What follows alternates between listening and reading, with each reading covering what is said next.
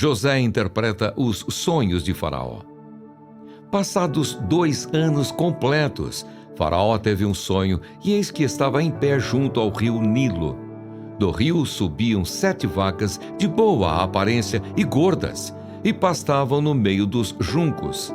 Após elas subiam do rio outras 7 vacas, de aparência feia e magras, e pararam junto às primeiras na margem do rio. As vacas de aparência feia e magras engoliam as 7 vacas de boa aparência e gordas. Então Faraó acordou. Tornando a dormir, sonhou outra vez. De uma só haste saíam 7 espigas cheias e boas, e após elas nasciam 7 espigas mirradas e queimadas pelo vento leste. As espigas mirradas devoravam as 7 espigas grandes e cheias. Então Faraó acordou. Tinha sido um sonho. De manhã, ao despertar muito perturbado, mandou chamar todos os magos do Egito e todos os seus sábios. Contou-lhes os seus sonhos, mas não havia ninguém que pudesse dar a interpretação. Então o copeiro-chefe disse a Faraó: Hoje me lembro das minhas ofensas. Quando Faraó ficou irado com os seus servos e me pôs na prisão, na casa do comandante da guarda, a mim e ao padeiro-chefe, tivemos um sonho na mesma noite, eu e ele. Sonhamos e cada sonho tinha o seu próprio significado. Achava-se conosco um jovem hebreu, escravo do comandante da guarda. Contamos a ele os nossos sonhos e ele nos deu a interpretação a cada um segundo o seu sonho. E tal como nos interpretou, assim aconteceu. Eu fui restituído ao meu cargo e o outro foi enforcado. Então Faraó mandou chamar José e o fizeram sair às pressas da masmorra. Ele se barbeou, mudou de roupa e foi apresentar-se a Faraó. Este lhe disse: Tive um sonho e não há quem o interprete. Porém, ouvi falar a respeito de você, que quando ouve um sonho é capaz de interpretá-lo. José respondeu: Isso não está em mim, mas Deus dará resposta favorável a Faraó. Então Faraó disse a José: No meu sonho eu estava em pé na margem do Nilo, e eis que subiam dele 7 vacas gordas e de boa aparência e pastavam no meio dos juncos. Após estas subiam outras vacas fracas, muito feias e magras. Eu nunca tinha visto vacas tão feias em toda a terra do Egito. E as vacas magras e ruins devoravam as primeiras 7 vacas gordas. E depois de as terem engolido, não davam aparência de que as tinham devorado, pois o aspecto delas continuava ruim, como no princípio. Então acordei. Depois vi em meu sonho que 7 espigas saíam da mesma haste, cheias e boas. Depois delas nasceram 7 espigas secas, mirradas e queimadas pelo vento leste. As 7 espigas mirradas devoravam as 7 espigas boas.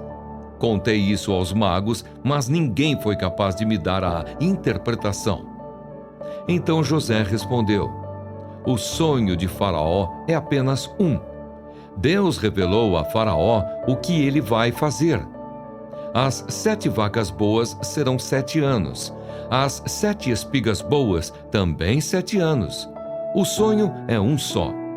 As 7 vacas magras e feias, que subiam após as primeiras, serão 7 anos, bem como as 7 espigas mirradas e queimadas pelo vento leste.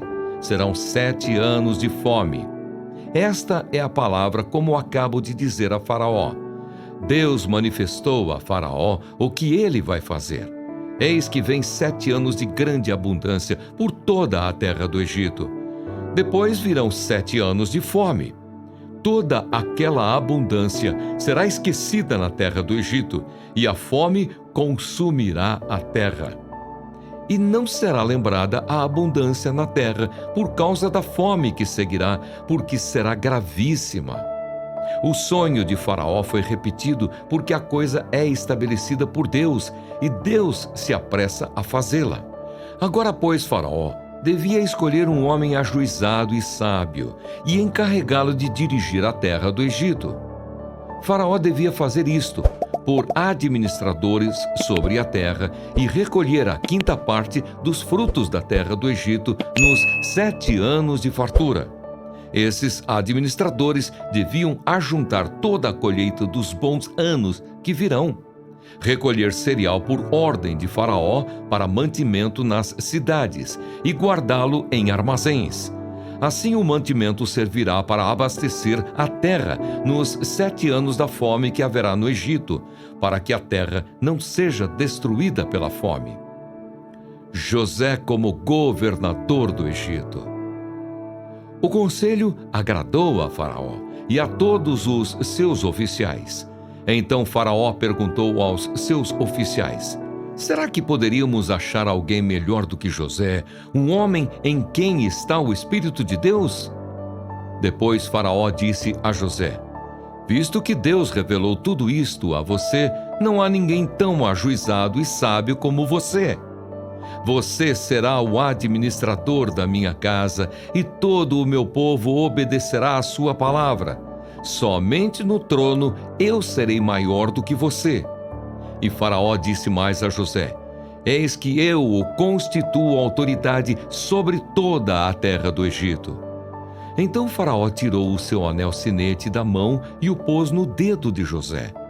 Mandou que o vestissem com roupas de linho fino e lhe pôs no pescoço um colar de ouro.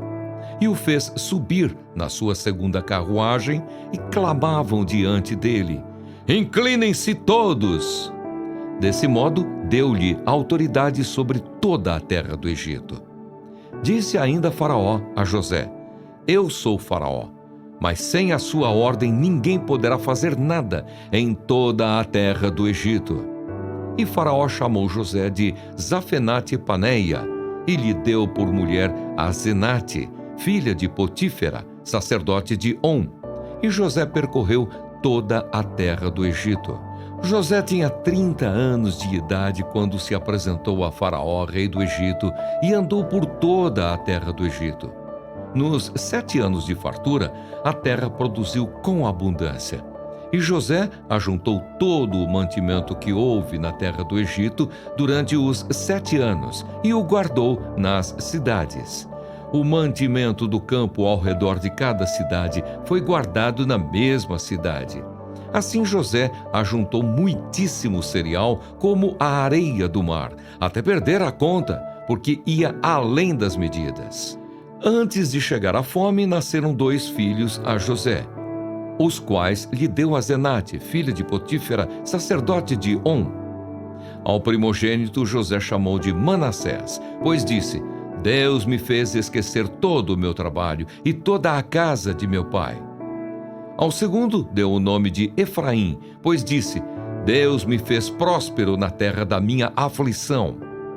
Passados os 7 anos de abundância que houve na terra do Egito, começaram os 7 anos de fome, como José havia predito. E havia fome em todas as terras, mas em toda a terra do Egito havia pão. Quando toda a terra do Egito começou a sentir a fome, o povo clamou a Faraó por pão. E Faraó dizia a todos os egípcios: Vão falar com José e façam o que ele disser. Havendo, pois, fome sobre toda a terra, José abriu todos os celeiros e vendia aos egípcios, porque a fome aumentava na terra do Egito. E todas as terras vinham ao Egito para comprar de José, porque a fome aumentava em todo o mundo. A bem-aventurança de quem recebe o perdão. De Davi, salmo didático. Bem-aventurado aquele cuja transgressão é perdoada, cujo pecado é coberto. Bem-aventurado é aquele a quem o Senhor não atribui iniquidade e em cujo espírito não há engano. Enquanto calei os meus pecados, envelheceram os meus ossos pelos meus constantes gemidos todo o dia. Porque a tua mão pesava dia e noite sobre mim, e o meu vigor secou como no calor do verão. Confessei-te o meu pecado, e a minha iniquidade não mais ocultei. Eu disse: confessarei ao Senhor as minhas transgressões, e tu perdoaste a iniquidade do meu pecado. Sendo assim, todo o que é piedoso te fará súplicas em tempo de poder te encontrar. Com efeito, quando transbordarem muitas águas, não o atingirão. Tu és o meu esconderijo, tu me preservas da tribulação e me cercas de alegres cantos de livramento. Eu o instruirei e lhe ensinarei o caminho que você deve seguir, e sob as minhas vistas lhe darei conselho. Não sejam como o cavalo ou a mula, que não têm entendimento, que são dominados com freios e cabrestos. Do contrário, não obedecem a você. Muitos são os sofrimentos do ímpio, mas o que confia no Senhor, a misericórdia o cercará. Alegrem-se no Senhor e regozijem-se, ó justos, exultem, todos vocês que são retos de coração.